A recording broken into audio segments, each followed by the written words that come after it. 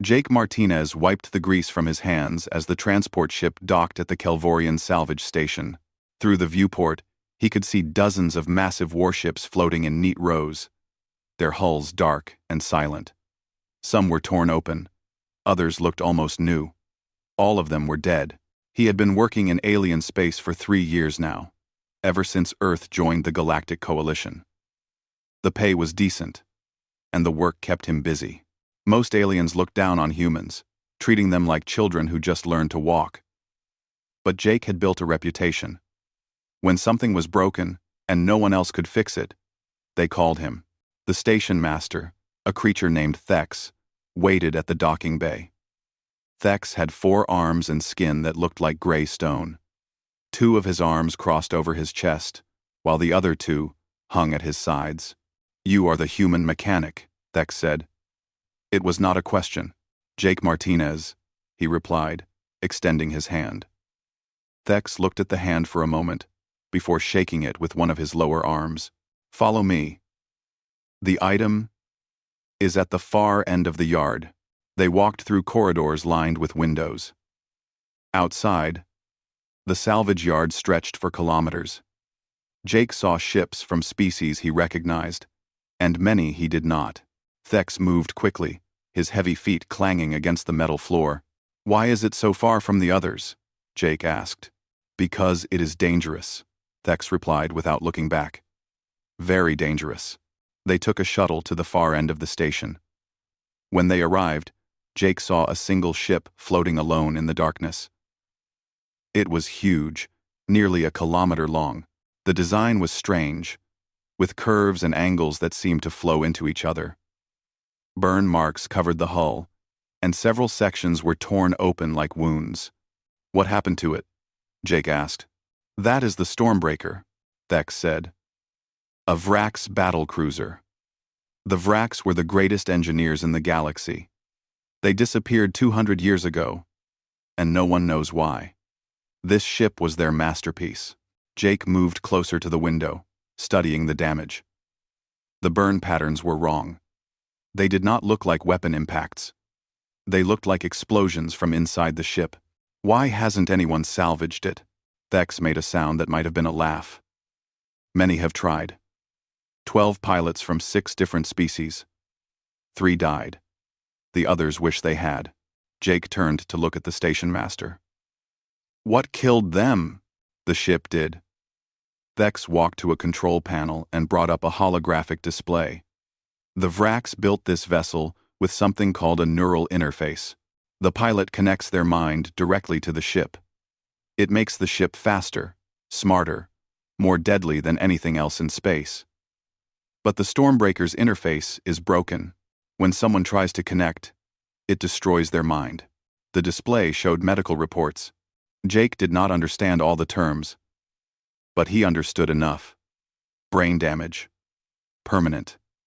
Some of the pilots had been in comas for years. A Zentari collector named Voss bought the ship last month, Thex continued. He wants to add it to his private collection. But first, he wants to see if anyone can make it work. He is offering a large reward. How large? Thex told him the number. Jake's eyes went wide. That much money would set him up for years. Maybe for life. "What's the catch?" "The catch is that you will probably die," Thex said flatly. "Or worse. The Vrax had brains far more complex than humans. If their technology killed species smarter than you, what chance do you have?" Jake looked back at the ship. Something about it drew him in.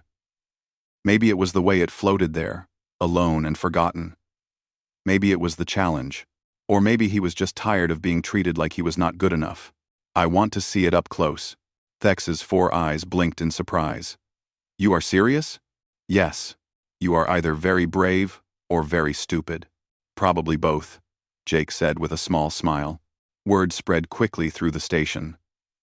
By the time Jake suited up for the inspection, a crowd had gathered to watch. Most of them were Kelvorian engineers who worked at the salvage yard. They talked among themselves, glancing at Jake and laughing. One of them, a younger Kelvorian named Drex, stepped forward. "Human," You waste your time. The Korthi tried to claim this ship. They have 6 separate brains working together. They failed. The Quellans tried, and they are the smartest species in the coalition. They failed too. What makes you think you can succeed? Jake checked his suit seals before answering. Maybe I won't, but I am going to try. Humans, another engineer said with a snort. Always so proud. You joined the coalition 3 years ago. 3 years. We have been in space for thousands of years. You are children playing with tools you do not understand. Jake ignored them and headed to the airlock. Thex accompanied him to the shuttle that would take him to the Stormbreaker. They are not wrong, you know, Thex said once they were alone. Humans are new to all of this. Your technology is primitive compared to most species. Your ships are slow, your weapons are weak, and your minds. And our minds are simple. Jake finished for him. I did not say that. You did not have to. Jake strapped himself into the shuttle seat. But being simple is not always a bad thing. Sometimes, the smart people think too much. They look at a problem and see 1,000 reasons why something will not work. The shuttle detached from the station and flew toward the Stormbreaker. As they got closer, Jake could see more details. The ship was beautiful despite the damage. Every line, every curve, had purpose. The Vraks had not just built a weapon, they had created art. The shuttle docked with an intact airlock on the ship's side. Jake grabbed his toolkit and stepped into the darkness. I will monitor you from here. Thex's voice came through his helmet radio. If anything goes wrong, I will pull you out. Understood. Jake activated his helmet light and stepped into the corridor. Emergency lights flickered on as he moved, responding to his presence. The air was stale but breathable, according to his suit sensors. The corridor stretched ahead of him, wide enough for 3 people to walk side by side. He moved slowly, taking in every detail. The walls were smooth, made from some material he did not recognize. Symbols in Vrak's script covered the walls, glowing faintly. His translator struggled to make sense of them. The ship felt empty, but not dead. It was like walking through a house where someone had lived alone for a very long time.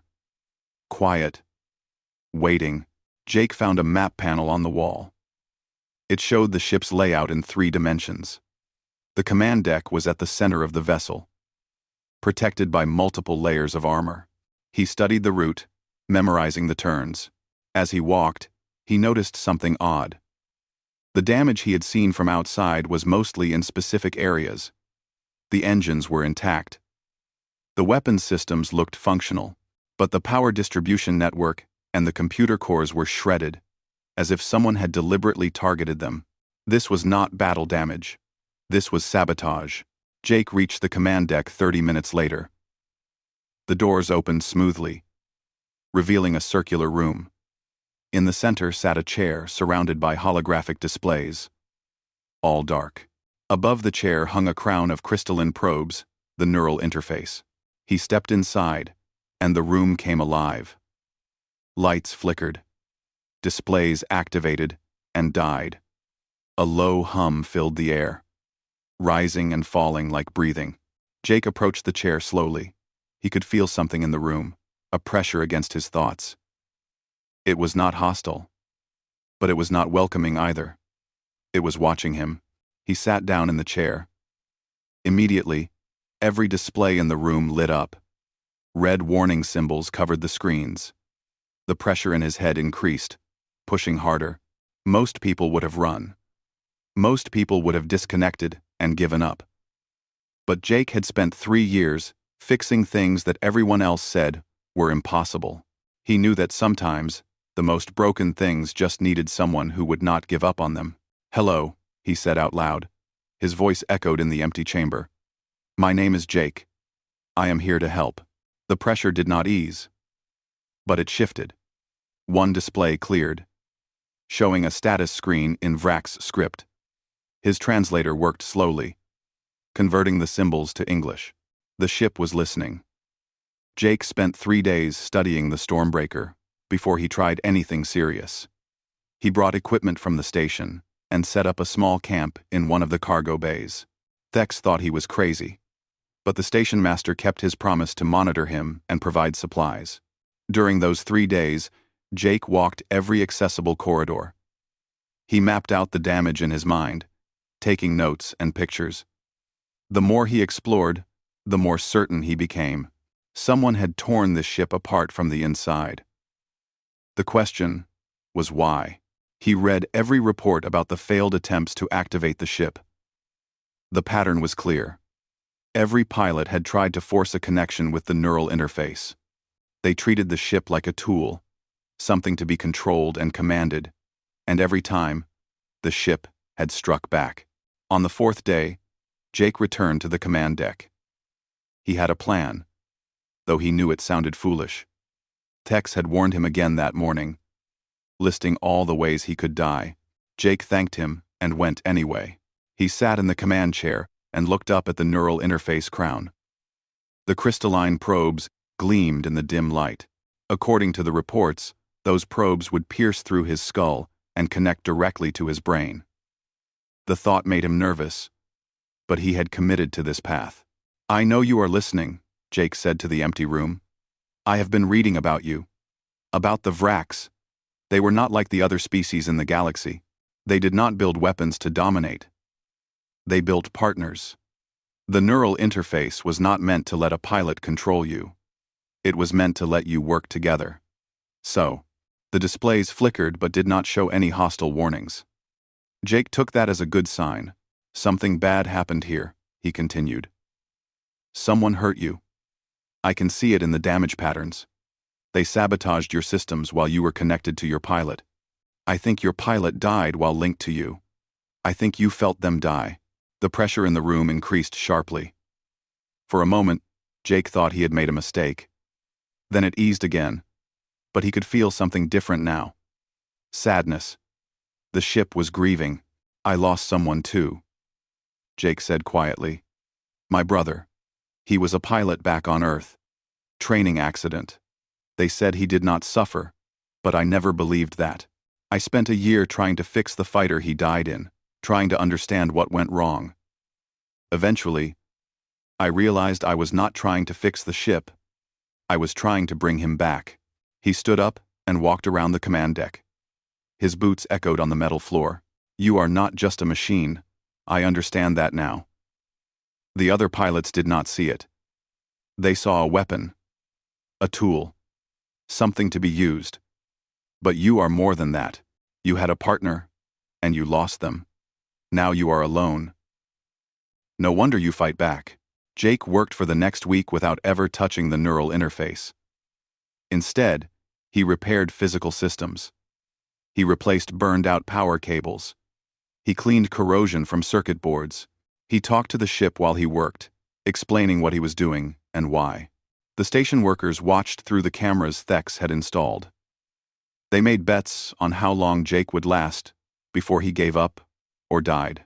Drex, the young Kelvorian who had mocked him earlier, visited once to tell Jake that he was wasting his time. "You have been here 11 days, Drex said. "And what have you accomplished? You replaced some cables. You cleaned some dust. The ship is no closer to flying than when you started." Jake was elbow-deep in a power junction when Drex arrived. He did not stop working as he answered, "I am building trust." "Trust? It is a machine." "No," Jake said firmly. "It is more than that. And until you understand that, you will never understand why everyone failed." Drex left, shaking his head. But Jake noticed that the mocking had stopped. The other workers were starting to wonder if maybe, just maybe, the human knew something they did not. On the 15th day, everything changed. A transport arrived carrying Voss, the Zentari collector who owned the ship. Voss was tall and thin, with silver skin and 3 eyes arranged in a triangle on his face. He wore expensive robes and moved with the confidence of someone used to getting what he wanted. With him came his chief engineer, a Quellan named Rith. The Quellans were known throughout the galaxy as the most intelligent species. They had solved mathematical problems that had stumped everyone else for centuries. Rith looked at Jake with barely hidden contempt. This is the human who thinks he can succeed where the greatest minds in the galaxy failed, Rith said.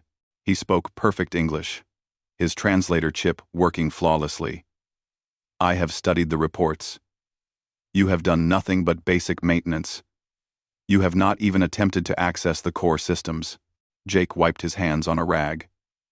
He had been working in the engine room when they arrived. I have been getting to know the ship. Ro, getting to know it? Rith laughed. It was an unpleasant sound. It is a machine.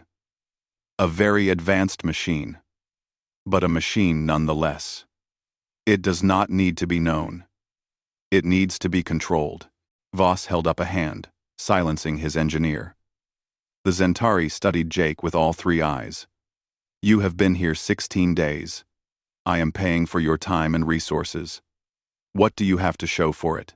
The ship trusts me now, Jake said simply. Prove it, Voss demanded. Rith stepped forward, carrying a device Jake did not recognize. I will show you how a real engineer works, the Quellan said. He connected his device to a panel on the wall. The previous pilots tried to use the neural interface. That was their mistake. The interface is damaged and dangerous, but we can bypass it and access the core systems directly through a hardline connection. Jake felt a sudden spike of alarm. I would not do that. Of course you would not, Rith said smugly. You lack the knowledge and tools. Fortunately, I have both. He activated his device. For a moment, nothing happened. Then, every light on the ship turned red. A sound like a scream filled the corridors. Though no one was screaming, the ship was. Power surged through Rith's device. Sparks exploded from the connections. The Quellan was thrown backward, his clothes smoking. Voss rushed to his engineer. Checking for injuries, Jake ran to the panel and disconnected the device. The alarms stopped. The lights returned to their normal dim glow. But he could feel the ship's anger, its pain. Rith had tried to force his way into systems that were still raw and wounded. You fool, Jake said, his voice hard. The ship is not broken. It is hurt, and you just tried to break into its mind without permission. Rith groaned from the floor. His device was destroyed, melted into slag. You said the ship trusts you, the Zentari said carefully. Prove it. Now. Jake took a breath. He had been planning to wait longer, to build more trust. But Rith's attack had changed things. The ship was agitated, defensive. If Jake did not act now, Voss might declare the whole project a failure and have the ship destroyed. He walked to the command deck with Voss following. Jake sat in the chair and looked up at the neural interface crown. I need to try the connection, he said. But I need you to stay back. If something goes wrong, do not touch me. Just call Thex and have him pull me out. This is foolish, Rith called from the corridor. The Quellan had recovered enough to walk, though his pride was more damaged than his body. Maybe, Jake agreed, but I do not think so. He closed his eyes and spoke to the ship one last time. I know you are scared. I know you do not want to be hurt again. But I am not here to hurt you. I am here to help. If you want to fly again, if you want to have purpose again, you need to trust me. Just this once. Jake reached up slowly. The neural interface crown began to descend on its own, lowering toward his head. The crystalline probes moved into position around his skull. Voss stepped back. Rith watched, with wide eyes. The probes touched Jake's head. He felt a tingling sensation, then pressure, then something more. It was not pain exactly, but it was intense. The world around him seemed to expand and contract at the same time. Then he felt it. A presence. Not hostile, not welcoming. Curious. Cautious. The ship was reaching out, testing him carefully. Jake did not fight it. He let the presence in. He shared his memories, his feelings, his purpose. He showed the ship who he was, holding nothing back. The presence wrapped around him like water. He felt the ship's memories flowing past him. Battles fought. Enemies defeated. But stronger than anything else, he felt the moment when the pilot died. The shock. The grief. The loneliness that followed. Jake sent back understanding. Acceptance. He showed the ship that he was not trying to replace what was lost. He just wanted to help it find a new purpose. The pressure eased. The connection stabilized. The command deck displays lit up fully for the first time in 200 years, showing system after system coming online. Jake opened his eyes. He was still sitting in the chair. The neural interface was connected, but he felt fine. Better than fine. He could feel the ship around him, sense its systems like they were part of his own body. It worked, he whispered. Voss stared at him in shock. Rith had no words. News traveled fast in the Galactic Coalition. Within 2 days, everyone knew that a human had successfully connected to the Stormbreaker. Scientists, military officers, and officials from a dozen species arrived at the salvage station, all wanting to see it for themselves. Voss tried to keep control of the situation, but the Coalition invoked old salvage laws. Since the ship was now active, it was no longer just property. It was an archaeological discovery, and Coalition law gave them authority over such matters. Commander Lisa Hayes arrived 3 days after Jake's successful connection. She was a human officer in the Coalition Survey Corps, one of only 50 humans who had earned that rank. She was tough, serious, and she did not smile when she met Jake. "You have caused quite a situation," she said when they met in the station's briefing room. Thex and several Coalition officials were present. "Do you understand what you have done?" Jake, still tired from his work with the ship, shrugged. "I fixed a broken ship. You bonded with an alien artificial intelligence that killed 3 people and permanently damaged 9 others," Lisa said coldly. "The Coalition is very concerned about what this means for human-AI relations. They want answers." Over the next week, Jake underwent countless tests. Medical teams scanned his brain, finding changes that worried them. His neural pathways were different, adapting to work with the ship's systems. Scientists asked him hundreds of questions about the connection, about what he felt, about how the ship communicated. Jake tried to explain, but words fell short. The bond with the ship, which he had started calling Storm, was not something that translated well into language. It was like trying to explain color to someone who had never seen. He could feel Storm's presence at the edge of his thoughts, patient and waiting. During this time, Jake also learned more about the ship's past. Through the neural connection, he experienced fragments of memory. He saw the Vraks as they had been.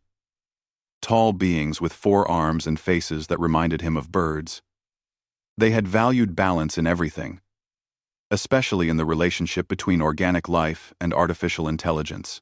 He saw the civil war that destroyed them. One faction believed that neural interfaces gave too much power to AI, that eventually, the machines would replace organic beings. The other faction trusted their AI partners completely. The war had been brutal and short. Both sides lost. The Stormbreaker's pilot had been named Karveth. Jake felt echoes of him through the connection, a brave warrior who had fought to protect his ship even as saboteurs destroyed him from within. Karveth had managed to isolate the virus before dying, saving Storm but leaving the AI alone and grieving. Jake shared these visions with Lisa and her team. They recorded everything, fascinated by the glimpse into a lost civilization. But they were also worried about Jake. The more time he spent connected to Storm, the more the changes in his brain progressed. "You need to disconnect," Lisa told him during one meeting. "The medical team thinks the changes might become permanent. You could lose yourself in the ship's systems." "I know the risks," Jake said. "But Storm needs someone. For 200 years, everyone who came here wanted to control it or study it. No one just wanted to be its partner." "And what happens when you die?" Lisa asked. "Will Storm go through this all over again?"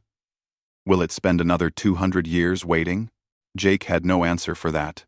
The crisis came on the 17th day after the successful connection. A distress call reached the station from a mining colony in a nearby system. Raiders were attacking, 3 ships full of pirates from a species called the Corvan. The colony had shields, but they would fail soon. 300 people were in danger, mostly families. The nearest coalition military ships were 6 hours away.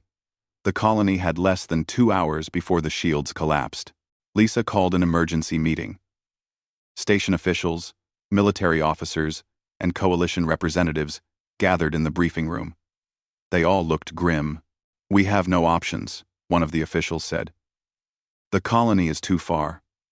By the time help arrives, it will be over." Jake stood up. "The Stormbreaker can reach them in time." The room went silent. Everyone turned to look at him. "Absolutely not," Lisa said immediately. "The ship has not flown in 200 years. Most systems are still offline. Weapons have not been tested. Engine performance is unknown. It would be suicide. People are going to die," Jake said firmly. "We have a ship that can save them. We have to try." "You are a civilian," Lisa reminded him. "You have no military training. You have never been in combat. And the ship is experimental. At best." "I know," Jake said. "But Storm and I can do this. I can feel it. The ship is ready," the officials argued. Some agreed with Lisa that it was too dangerous. Others pointed out that they had no other choice. The colony would fall unless someone acted. Finally, Voss spoke. The Zentari had been quiet during the meeting, but now he stood. "The ship is technically my property. I authorize this action. If the human wants to risk his life, that is his choice." Lisa looked angry, but she was outnumbered. "Fine. But I am coming with you.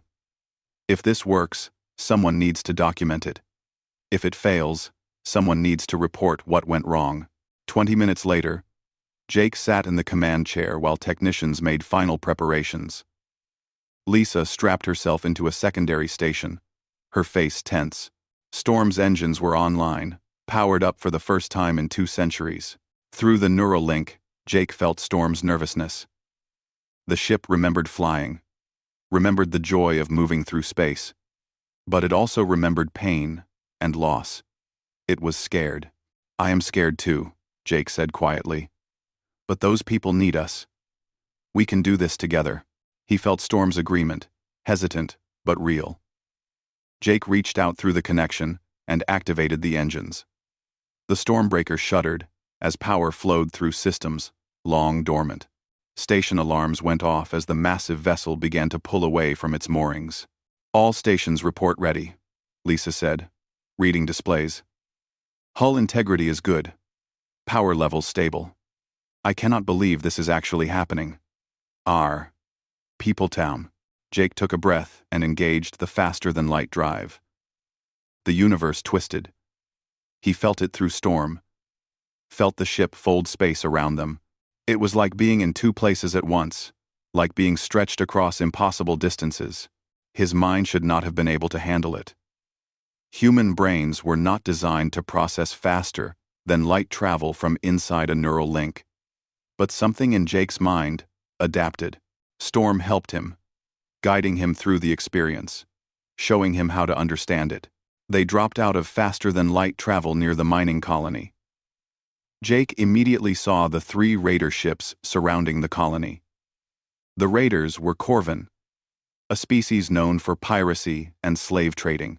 Their ships were old but well-armed, designed for attacking soft targets. The colony's shields flickered, close to failure. Evacuation ships sat on the landing pads, unable to launch while under attack. "They have not noticed us yet," Lisa said. "They think we are just another derelict." Jake felt Storm's systems analyzing the raiders. The ship's weapons had not been fired in 200 years, but the Vraks had built them to adapt. Storm studied the Corvan shields, calculating weak points, running through thousands of tactical scenarios in seconds. "Let them know we are here," Jake said. He powered up the weapons systems. Energy surged through the ship's arrays. The Corvin raiders finally noticed the Stormbreaker and turned to face it. Through Storm's sensors, Jake saw one of the raider captains broadcasting a message, probably telling him to leave. Jake did not bother to respond. Instead, he let Storm guide his actions through the neural link. The ship moved. Fast. Faster than something that big should have been able to move. Storm's engines had been designed by the Vrax, who understood physics in ways other species did not. The first raider ship tried to fire. Storm's defensive systems intercepted the shots, bending the energy around them.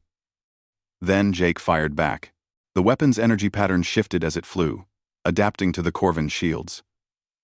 The shot passed through the shields like they were not there, and struck the raider's engine. The ship went dark, disabled, but not destroyed. The second raider tried to run. Storm moved to intercept, cutting off its escape. Another adapted shot. Another disabled engine. The third raider fired everything it had. Storm dodged, moving with grace that defied its size. Jake felt every motion as if he were dancing. He and Storm were not pilot and ship anymore. They were one being, acting with perfect coordination. The battle lasted 90 seconds. When it ended, all three raider ships floated dead in space, their crews alive but their ships disabled. Jake had not killed anyone. He had simply taken away their ability to fight. Coalition forces arrived 2 hours later to find the battle already won. Commander Hayes sat in her chair, staring at the tactical displays that showed what had happened. She looked at Jake like she was seeing him for the first time. That should not have been possible, she said quietly. Jake disconnected from the neural link slowly. He felt tired but good. Through the fading connection, he felt Storm's satisfaction. The ship had purpose, again. We did what we had to do, Jake said, simply, but he knew everything had changed. The broken warhorse that everyone had laughed at had just proven its worth. And the simple human who had tamed it was no longer just a mechanic. He was something new. The rescue at the mining colony made Jake famous across the coalition. Within a week, everyone knew the story of the human who bonded with a Vrax warship. Some species praised him, others feared what it meant. But no one laughed anymore. Commander Hayes brought Jake and the Stormbreaker back to a coalition military base. The base was huge, orbiting a gas giant in neutral space. Hundreds of ships, from dozens of species, were docked there. You are not under arrest, Lisa explained as they walked through the base corridors. But you are not free to leave either. The coalition needs to understand what happened. More importantly, they need to know if you can control what you have become. Jake understood. He had bonded with one of the most powerful weapons in the galaxy. People were scared. They wanted proof that he would not become a threat. They brought in specialists to examine him. Katie Sullivan, a human neuroscientist, led the medical team. She was younger than Lisa, with bright eyes and an eager manner. She had been studying brain-computer interfaces for years, and Jake's connection with Storm fascinated her. Your brain is creating new neural pathways, Katie explained, showing him scans. These patterns do not exist in normal human neurology. You are adapting to interface with Vrax technology. But the ship is adapting too. It is learning to work with a human mind. Is that bad? Jake asked. Katie hesitated. I do not know. You are healthy right now. But the changes are accelerating.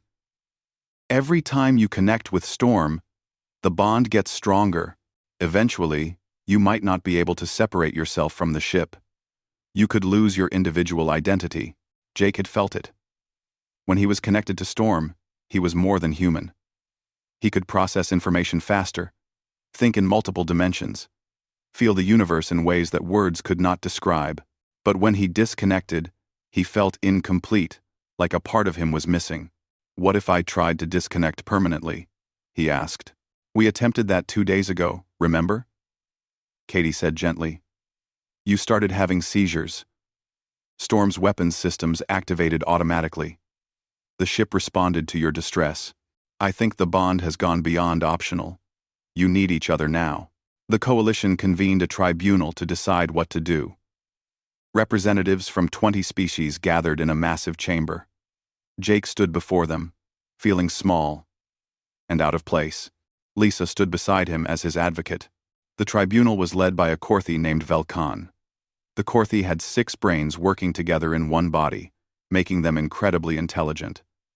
Velkan's multiple eyes studied Jake with cold calculation. You have created a dangerous precedent, Velkan said. His voice came from multiple mouths at once.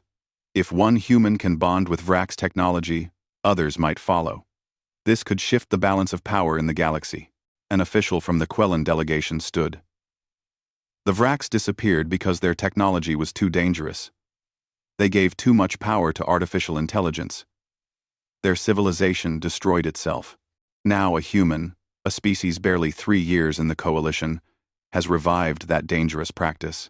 But not everyone agreed. Amy Chen, Earth's ambassador, spoke in Jake's defense. The older species have had centuries to study Vrak's technology and failed. Maybe that is because you approach it with fear and suspicion. Humans are new. We do not have your prejudices. Maybe that is exactly what was needed. The argument went on for hours. Some wanted Storm destroyed, and Jake forced to disconnect, even if it killed him. Others wanted the ship studied, with Jake kept as a test subject. A few saw the potential and wanted to encourage the bond. Finally, they reached a compromise. Jake would be allowed to keep his connection with Storm, but he had to prove he could be trusted. He would undergo a series of trials, tests designed to prove he maintained control and could operate safely. If he failed any trial, the ship would be decommissioned, and Jake would undergo forced disconnection, no matter the risks. The first trial was navigation. They took the Stormbreaker to an asteroid field filled with spatial anomalies. Jake had to fly through it without hitting anything or getting caught in the anomalies. It was a test of precision and control. Jake sat in the command chair and connected to Storm. The bond formed smoothly now, natural as breathing. Through Storm's sensors, he could see the asteroid field in perfect detail. Every rock, every anomaly, mapped in his mind. He flew, not just with his hands on controls, but with thought. Storm responded to his intentions, moving before he even finished forming the command. They dodged asteroids, slipped through gaps that seemed too small, avoided anomalies that would have torn apart a normal ship. They completed the course in record time. The observers watching from safe distance were stunned. The second trial was weapons precision. They deployed 100 drone targets, some marked as hostile, others marked as civilian. Jake had to disable only the hostile targets without damaging the civilian ones. A single mistake would mean failure. Through Storm, Jake felt the weapons systems come alive. The ship's adaptive weapons technology analyzed each target in microseconds. Jake did not aim and fire like a normal pilot. He simply identified the targets, and Storm calculated everything else. Trajectories, energy patterns, timing. All hostile drones disabled in 40 seconds. 0 civilian casualties. The third trial was a rescue operation simulation. They created a scenario where a damaged civilian ship was drifting into a star's gravity well.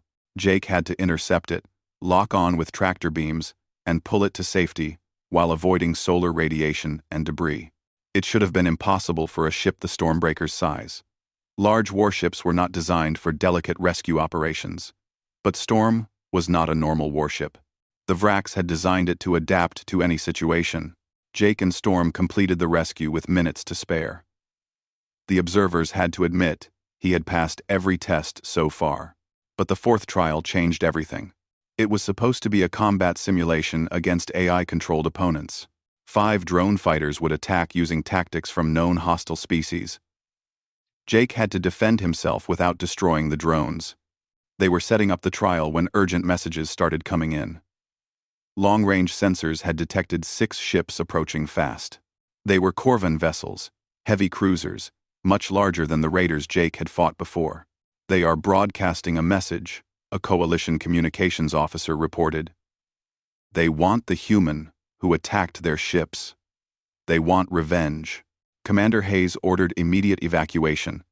The testing zone was not a military base.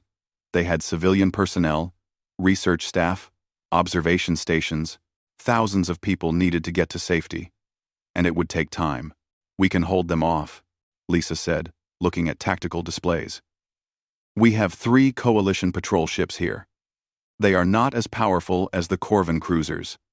But we can buy time for the evacuation. Jake looked at the approaching ships through Storm's long-range sensors. 6 against 3. The coalition ships were outgunned. Some of them would die trying to buy time. There is another option, Jake said quietly. Lisa turned to him. No. Absolutely not. The trial is not complete. You are not authorized for combat. This is not your fight. Those people need protection, Jake replied. Storm and I can provide it. If you do this, you are acting against direct orders, Lisa warned. The coalition could declare you a rogue agent. They could order you destroyed. Jake stood up from the command chair. Through his bond with Storm, he felt the ship's readiness. It wanted to protect people. That had been its original purpose. Back when the Vraks flew it, protecting people was what gave it meaning. Then I guess I am going rogue, Jake said. He reconnected fully to Storm and launched before anyone could stop him. The Stormbreaker pulled away from the testing area, its engines burning bright. Behind him, Jake heard Lisa shouting orders, but he was committed now. The 6 Corvan cruisers saw him coming. They broke formation, spreading out to surround him. Through Storm's communications, Jake received threats and demands. The Corvan wanted him to surrender. They wanted to make an example of him. Jake did not respond. Instead, he let Storm analyze the enemy ships. 6 cruisers, all heavily armed. They had reinforced hulls, powerful shields, and crews that had been raiding the border systems for years. Any one of them could have destroyed the raiders Jake fought before. But Jake was not the same pilot he had been at the mining colony. He had trained with Storm for weeks. The bond had deepened. They understood each other better now. The first Corvan cruiser fired. Storm dodged, moving with impossible grace. Then Jake counterattacked. Storm's weapons adapted, finding weak points in the Corvan shields. The shot hit perfectly, disabling the cruiser's weapons, but leaving life support intact. The other 5 ships opened fire all at once. Energy beams and missiles filled space around the Stormbreaker.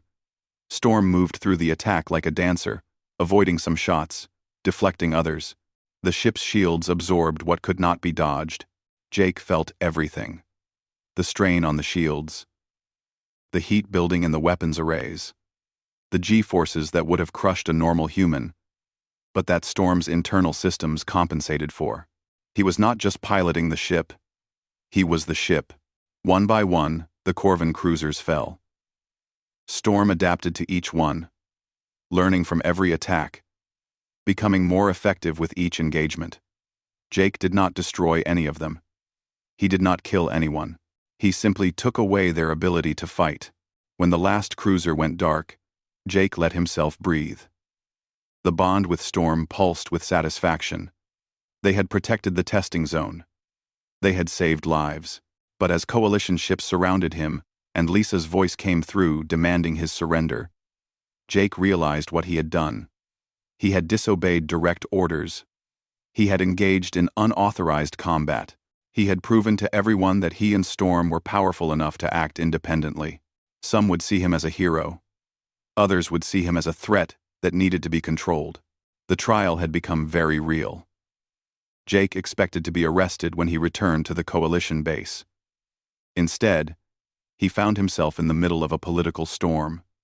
Half the coalition wanted to give him a medal. The other half wanted him locked up. No one could agree on what he was anymore. Commander Hayes took him to a private meeting room. She looked tired.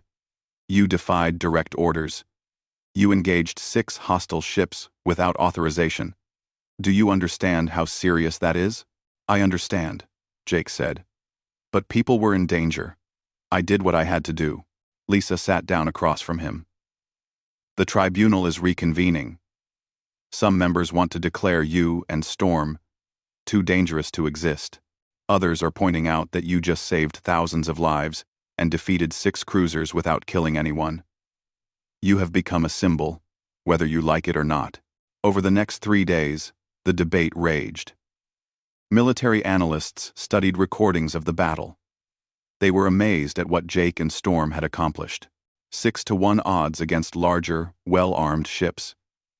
By any measure, the Stormbreaker should have been destroyed. Instead, Jake had won, decisively. Katie Sullivan brought Jake news from her research. I have been studying your neural patterns during the battle. Something remarkable happened.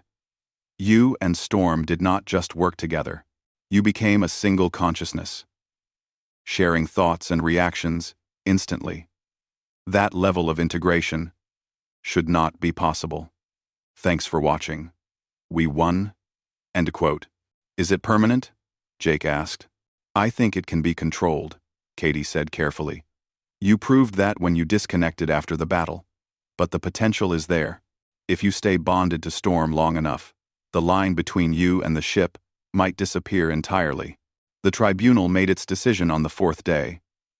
Jake stood before them again, this time with more supporters. Ambassador Chen had gathered representatives from younger coalition species, who saw Jake's success as proof that new approaches could succeed where old ones failed. Velkan, the Korthi tribunal leader, spoke. You have proven that you can control the Stormbreaker. You have also proven that you will act independently when you believe it necessary. This makes you both valuable and dangerous. Jake said nothing, waiting. Therefore, the coalition has reached a decision.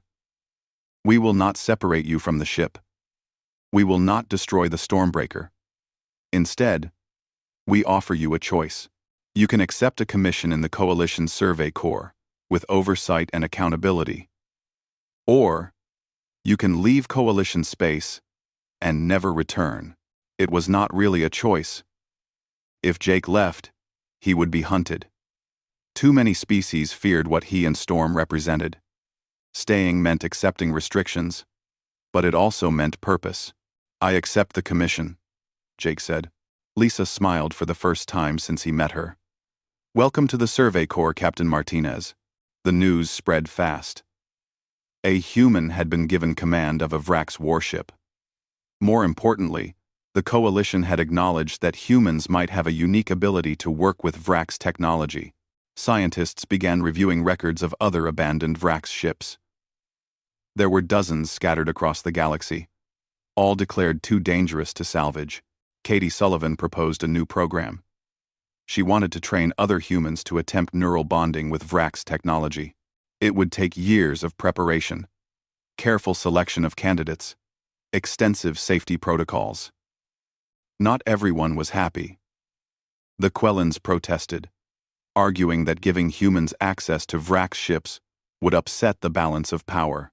Some species that had failed to claim Vrax technology felt insulted that humans were succeeding where they had not. But the Coalition had made its decision. They authorized a deep space mission to locate and catalog Vrax ships. Jake and Storm would lead a small fleet, acting as both explorers and proof that the technology could be used safely. 6 months passed.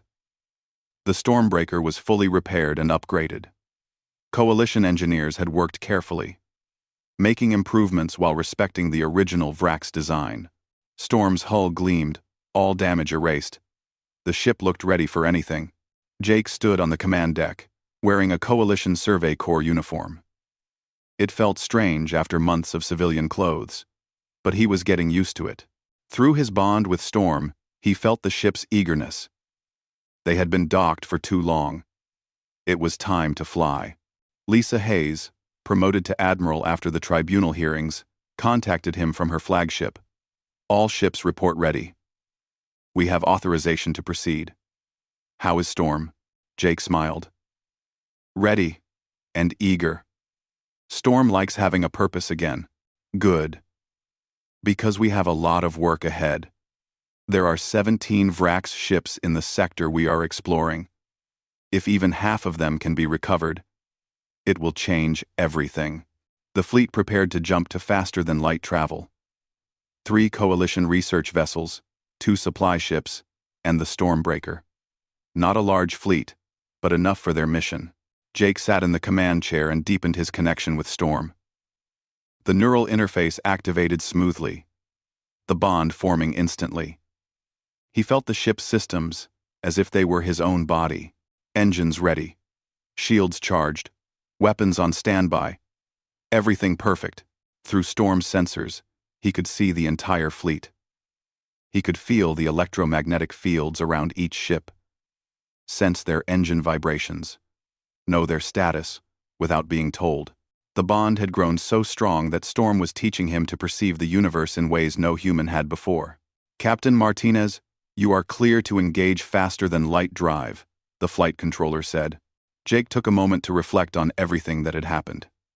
6 months ago, he had been a simple mechanic scraping by on contract jobs. Now he was a coalition captain commanding one of the most powerful ships in the galaxy. The aliens who laughed at him now watched him with respect or fear, or both. But the most important change was not his rank or reputation. It was Storm. The broken, grieving ship that everyone had written off as unsalvageable was whole again. It had purpose. It had a partner. The 200 years of loneliness were over. Jake activated the faster-than-light drive. The universe folded around them. This time, the experience did not overwhelm him. He had learned to process it, to understand it. Storm guided him through the impossible mathematics of folded space, showing him beauty in the patterns. They dropped out of faster-than-light travel in a system marked on ancient Vrax charts. A red sun burned at the center, surrounded by rocky planets. And there, in orbit around the 4th planet, they found what they were looking for. A Vrax ship, smaller than Storm, but still impressive. It hung silent in space, dark and dormant. Scans showed it was intact, just waiting for someone to wake it. "We have confirmed the target," Admiral Hayes reported. "Beginning survey protocols. Captain Martinez, if you would like to make first contact, you are authorized." Jake guided Storm closer to the dormant ship. Through his bond, he felt Storm reaching out, broadcasting signals in old Vrax codes. The other ship did not respond immediately. But Jake sensed something. A flicker. A possibility. "It is there," he said. "Another AI, sleeping. It has been alone for a long time. Can you wake it?" Lisa asked. Jake thought about his first days with Storm. Building trust, showing patience, proving that he was a partner, not a master. "Not me. But eventually, someone will. Someone who understands what it means to be alone. Someone who will not give up." The mission would continue. They would find more ships. Katie's program would train more humans. Some would succeed. Others would fail. But the door that had been closed for 200 years was open now. Jake had proven that the Vrax dream was not dead. Organic beings and artificial intelligence could work together as true partners. All it took was someone willing to see past the barriers. To offer trust instead of control. To build bridges instead of walls. The broken warhorse that everyone laughed at was now a legend. Not because it was tamed, but because it found someone who understood that taming was never the answer. Partnership was. Storm pulsed with contentment through their bond. They had work to do. Systems to explore. Ships to find. Purpose to fulfill. The two of them together, human and AI, creating something new in a galaxy that had forgotten such things were possible. Jake looked out at the stars and smiled. "Ready to continue, Storm?" "Ready to continue, Storm?" Through their connection, he felt the ship's answer. Not in words, but in pure emotion. Eagerness. Confidence. Joy. They had found each other in a salvage yard where broken things went to be forgotten. Now they were leading the way into unknown space, proving that the most broken things sometimes just needed someone to believe in them. The Stormbreaker's engines burned bright as they moved deeper into the system. Behind them, the Coalition fleet followed. Ahead of them, 17 more sleeping ships waited in the darkness, hoping that someone would come. The legend was just beginning. Years from now, historians would talk about this moment. They would study how a simple human mechanic changed the galaxy by refusing to give up on a broken ship. They would analyze the battles, the decisions, the consequences. But they would miss the most important part. The moment when a grieving AI and a lonely human found each other and decided that together, they could be more than either was alone. That was the real legend. Not power or weapons or victories, just two broken things helping each other become whole again.